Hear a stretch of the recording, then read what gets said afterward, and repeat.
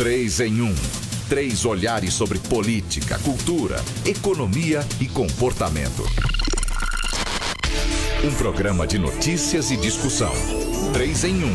Você explora as ideias e os fatos que importam no seu dia a dia e visita os bastidores da informação. 3 em 1, aqui na Jovem Pan.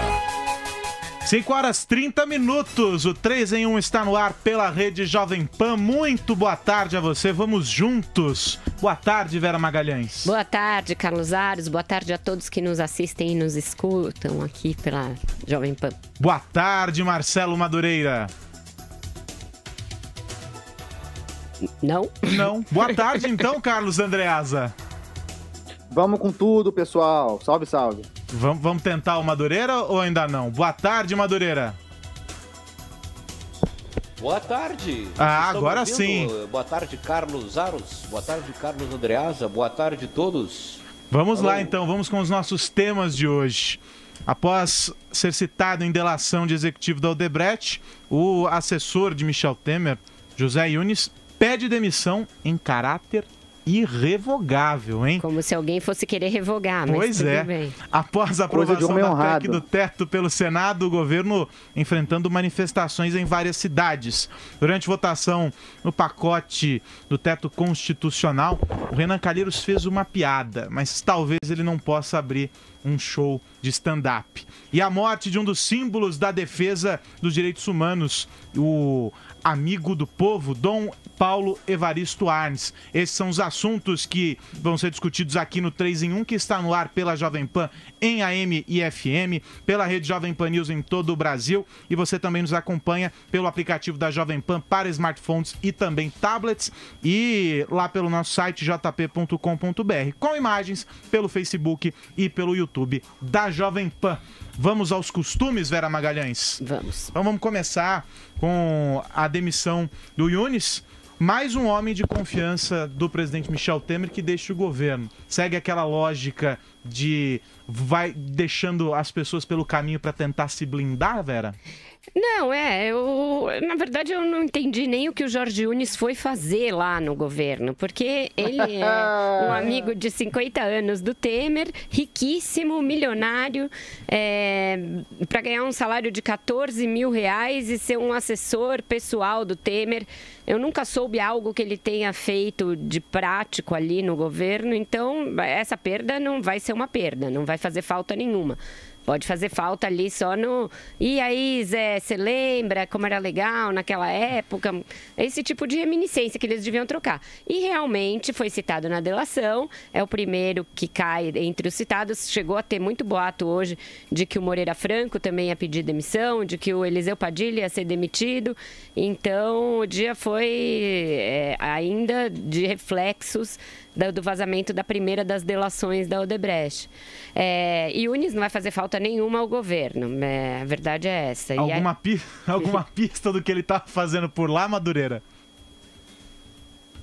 Não, o que eu penso é que mais um que pula do Titanic, né? Espero que ele tenha levado uma boia. A ideia é o seguinte, tudo indica que o Yunes tem relação com operações da Lava Jato que, por sua vez, teriam relações com o presidente Michel Temer. Então, talvez antes do desastre se consumar de uma maneira assim irreversível, desembarcaram o Yunes preventivamente para ver se diminui um pouco o impacto do famoso meteoro aí. Mas eu concordo com a Vera, né? O que ele estava fazendo no governo para ganhar 14 mil reais e ficar em Brasília? Será que isso é altruísmo? Ô, Madureira, vou pedir para você ajustar teu microfone só um pouquinho, porque tá bem complicado a gente conseguir te ouvir. Só puxa ele um pouquinho mais perto de você para melhorar o nosso som. Tô tentando aqui, ver se melhorou. Agora melhorou bastante, consigo te ouvir. Que bom. Então, agora quer que eu repita o que eu falei? Pode complementar. Não, só isso. Como a Vera falou, o que faz um amigo por outro, né? 14 mil reais e ficar em Brasília, morando em Brasília a semana inteira, é muito altruísmo, né? Muito amizade. Ou então é muito PMDB mesmo. Tem que saber o que é direitinho. E você, Xará? Olha, o governo é mole e se comunica pessimamente, né? Acho que nesse caso aí até a Dilma Rousseff sairia melhor. Aliás, ela se saiu, né? Você lembra da faxina ética? Ela estava toda enrolada da mesma forma e fez os ministros dela iam caindo e tinha desculpa da faxina. Nesse caso aí, o que complica ainda mais para o Temer é o fato de que esses ministros que caíram, vou citar alguns, Jucá, Henrique Alves, Gedel e agora o Yunis, né? Esses colaboradores todos eram do núcleo duro do Michel Temer e seus amigos, seus compadres, né? Se o Michel Temer os tivesse sacrificado imediatamente, bom, o certo seria eles não estarem no governo, né? Mas se os tivesse sacrificado imediatamente, a sangria seria menor. O problema é que esse governo sempre deixa para a última hora as providências necessárias e dá nisso aí. A crise é dentro do Planalto e ele amplifica essa crise. Então, eu não me lembro. Eu achava que o governo Dilma era a pior comunicação da história, mas o governo Temer consegue se comunicar ainda pior. Veja que hoje está na manchete da Folha de São Paulo que o Marcelo Odebrecht vai... Eu ia falar Marcelo Madureira. Marcelo Odebrecht vai confirmar o relato feito pelo Melo a respeito do tal jantar no Jaburu, em que ele teria pedido dinheiro da empreiteira e ele teria sido entregue ao Eliseu Padilha e uma parte em dinheiro no escritório do Yunis. Na carta de demissão, Yunis nega que conhece o lobista, diz que nunca ouviu falar dele, nunca esteve com ele, repele com veemência, mas a verdade é que o próprio Temer ainda não falou. Por quê? Porque ele quer esperar que venham à tona todas as delações, a íntegra dos conteúdos de forma oficial, para então se pronunciar. Não sei se esse timing vai ser possível. Por quê? Porque isso vai levar meses e porque talvez ele tenha que se pronunciar antes se isso chegar ao TSE, o processo de cassação dele. Diga, Andreasa. Não, eu me lembrei agora te ouvindo do que eu li hoje a respeito da disposição do Marco Aurélio Mello, né, esse grande justiceiro do Supremo Tribunal Federal, de colocar em pauta no Supremo o pedido de impeachment do Michel Temer. Tem tudo a ver com isso. E o Michel Temer colabora para isso com a sua morosidade, com a sua espécie de depressão. Tem a impressão que o presidente da República está deprimido. É tudo que o Brasil precisava. Numa dessas, o Jânio Quadros renunciou, né? E aí os efeitos dessas delações, vale lembrar que foi só o primeiro vazamento, né? Ainda faltam 76, né? Eles se tornam mais fortes, Vera, para o governo? O impacto vai aumentando a cada nova delação? Não, né? Porque cada delator vai falar de um núcleo do qual ele participava, de um partido, de um contrato. Talvez esse tenha sido mais tóxico para o PMDB, que é o núcleo do Michel Temer. Mas a gente ainda não sabe. Com certeza, o Marcelo Odebrecht e o pai dele vão complicar a vida do Lula e da Dilma, porque vão falar muito sobre as palestras, sobre os contratos em Angola, sobre o financiamento da campanha da Dilma. Então, aí vai entrar um outro desgaste para um outro setor. Acho que cada um que vier à tona são novos personagens que vão sendo enredados por essa delação do fim do mundo, Aros. Quer complementar com mais alguma coisa, Andreas, ou podemos virar a página? Não, vira a página, vamos com tudo. Então vamos falar das manifestações.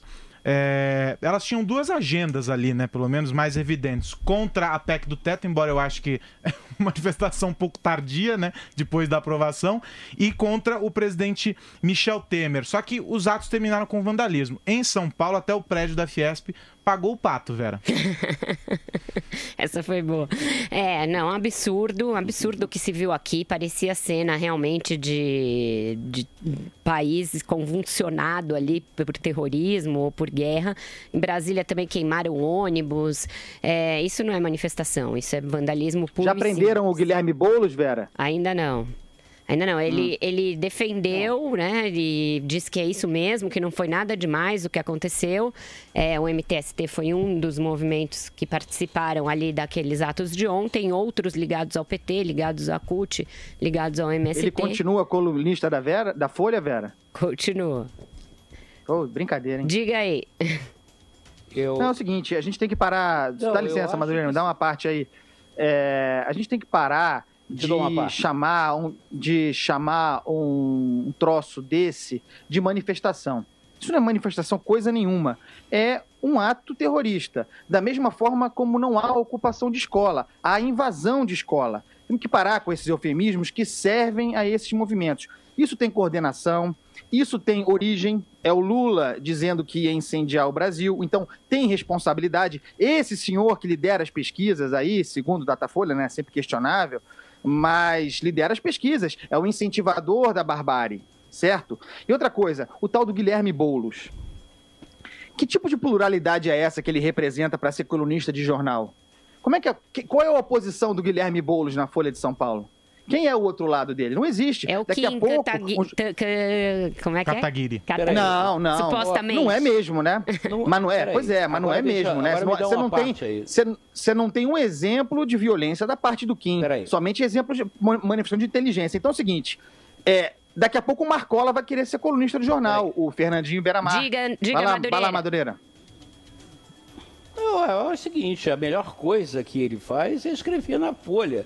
O que ele não pode fazer é incitar a violência, incitar esses atos de vandalismo. E eu chamo a atenção o seguinte, se você observar, eles ficam provocando a polícia. Eles estão loucos para ter um cadáver, eles estão loucos para ter um ferido grave, porque você observa bem, eles ficam provocando os policiais para serem agredidos pelos policiais. Já morreu o jornalista. Lembremos do Santiago Andrade. No Estado Democrático de... Peraí, agora me dá uma parte agora, Leandro. Num Estado Democrático de Direito, a força, a violência é monopólio do Estado. E o Estado tem que intervir e não precisa usar a violência, basta usar a força, que é diferente. É como se faz na Alemanha. Se você observar, eu acompanho essas manifestações, são uns 200, 300 caras. É você usar, são 200, 300 caras, você bota 3 mil policiais, é 10 para cada um. E pega, arrasta e prende. Prende, ficha e acabou. Porque quando o cara vai para uma manifestação dessa escondendo o rosto, né, uma manifestação, o cidadão não esconde o rosto. Pelo contrário, ele vai lá e bota a sua cara, ele não tem medo. Esses caras são bandidos, são marginais, é lumpen, proletariado, né? Tem que ser presos. Só isso, preso, vai para cadeia. Se você prender uns 30 e deixar preso, vai acabar. Diga, Andreasa. Não, Madureira, nós concordamos 100%. Eu acho engraçado na cobertura dessas manifestações, jornalisticamente falando, é que elas continuam sendo tratadas como manifestação e a gente fala assim, elas começaram pacificamente e terminaram em pancadaria ou em depredação. Isso já é o padrão, gente. Isso não pode mais ser surpresa. É assim que funciona. A tática é exatamente essa. Então, não é manifestação, é depredação, é terrorismo e tem método codificado. O jornalismo tem que parar de tratar isso como uma coisa excepcional. Começou tudo bem e acabou em pancadaria. Não, é sempre assim, nunca foi diferente. Isso tem origem. E quando a Dilma estava no poder, não havia essas coisas. E veja que tem um outro discurso babaca aí nas redes, que é o seguinte, foi só vidraça, a Fiesp tem dinheiro para isso, vai defender a Fiesp. Não se trata de defender a Fiesp, é uma depredação de um prédio que podia ser da Fiesp ou podia ser de qualquer outra entidade, e era um absurdo. É um argumento do mesmo repetido jeito. hoje, Vera, mas que já foi, que repete aquilo que se usava quando se quebrava banco, agência de carro, e por aí vai, né? Pelo amor de Deus, gente, chega, né? Chega disso. Esses caras não representam a sociedade brasileira, Vera. Eles não representam a sociedade brasileira. A sociedade brasileira, ela vai e junta 100 mil, 200 mil, 300 mil pacificamente na Avenida Paulista, na Avenida Atlântica, nas praças importantes do Brasil, nas ruas importantes do Brasil. É essa a sociedade brasileira. Esses caras, essa meia dúzia, são uns bandidos que têm que ser presos. É só isso, ser presos. Isso aí. Vamos fazer a nossa primeira parada, então, e a gente volta já. São 5h44, 3 em 1 volta em alguns instantes. Ouça a Jovem Pan a toda hora e em qualquer lugar. Com o aplicativo da PAN, você pode assistir mais de 12 horas de programação ao vivo, jornalismo de primeira, política e tudo sobre o seu time do coração. Ouça a Jovem Pan News, a Jovem Pan FM e as afiliadas da PAN de todo o país. Tudo ao alcance de um toque. Baixe agora. É o do ícone vermelho, disponível para todos os smartphones. O ouvinte conectado participa da programação Jovem Pan pelo WhatsApp 11 931 17 0620. Esse é o WhatsApp da PAN. 11 931 17 0620. Agora, se você quer ligar e participar ao vivo, atenção para o telefone do ouvinte: 11 2870 9707. 11 2870 9707. É o ouvinte cada vez mais conectado com a Jovem Pan.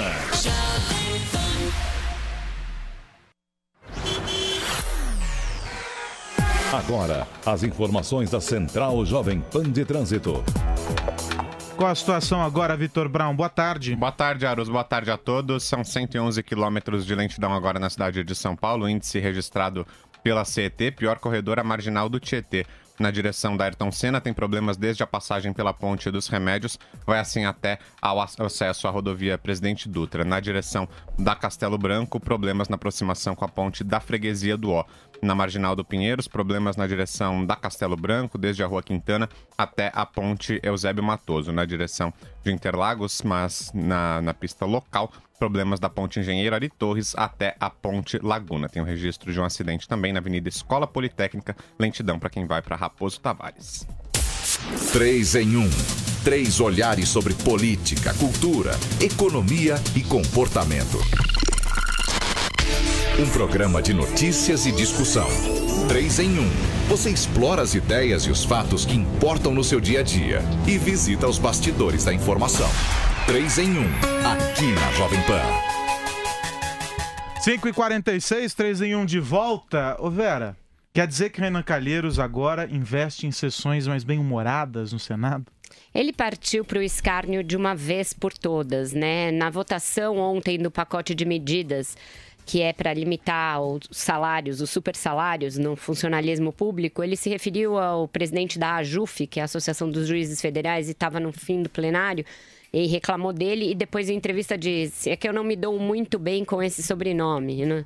Esse sobrenome é Veloso, que é o mesmo sobrenome da moça com a qual ele teve um caso e uma filha. Portanto, deve ser o mesmo sobrenome da filha do Renan Calheiros.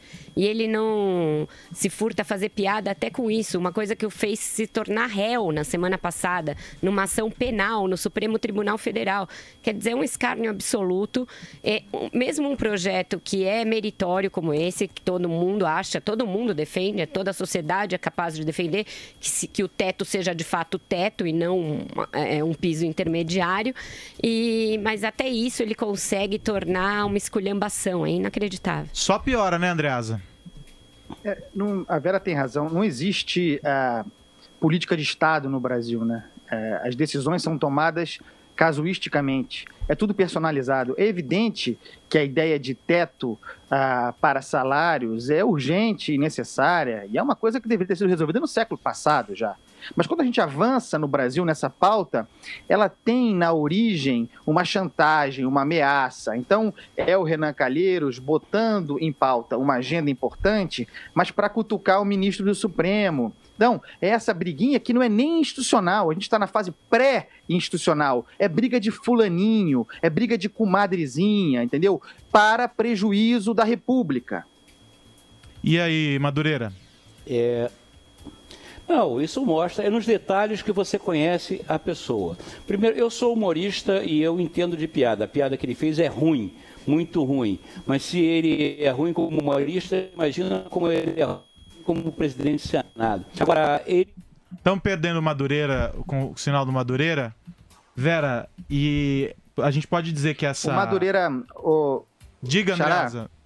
Não, nós conversamos com o Madureira hoje e ele fez, falando da condição de humorista dele, né, chamando a atenção para o machismo e para a baixaria dessa intervenção do Renan Calheiros, que realmente é um sujeito, um indivíduo de última categoria. A gente tem que pensar na gravidade de ter um vagabundo desse na presidência do Congresso, que é a casa do povo brasileiro, e eu tenho certeza de que o Congresso brasileiro, por pior do que ele seja, ele representa o povo brasileiro, tá? Nós o elegemos, mas o Renan Calheiros não. O Renan Calheiros é exceção, é a excrescência da casa do povo brasileiro. Não existe brasileiro como o Renan Calheiros, só ele. Pode complementar, Madureira. Não, como eu estava dizendo, o Renan Calheiros, essa é uma atitude, você conhece as pessoas pelos detalhes, e essa atitude dele, é uma piada horrorosa, né? Que ele só consegue ser pior senador, pior humorista do que senador. É uma piada é uma coisa de cafajeste. É uma atitude de cafajeste, porque não respeita nem mesmo a mulher com quem ele se envolveu emocionalmente, muito menos a filha com que teve ela. Quer dizer, você vê, como o Andreasa está falando, o nível dessas pessoas lá de Murici, no interior de Alagoas. É esse o nível dos políticos brasileiros hoje. Não é de se espantar, né, que a sociedade brasileira quer que esses indivíduos vão embora da vida pública e, de preferência, vão para a cadeia, para a penitenciária, por conta veja que dos crimes que tem praticado. Na sua escalada de coronelismo sem limites, ele vai colocar hoje, já fez uma manobra para colocar hoje em votação a lei de abuso de autoridade.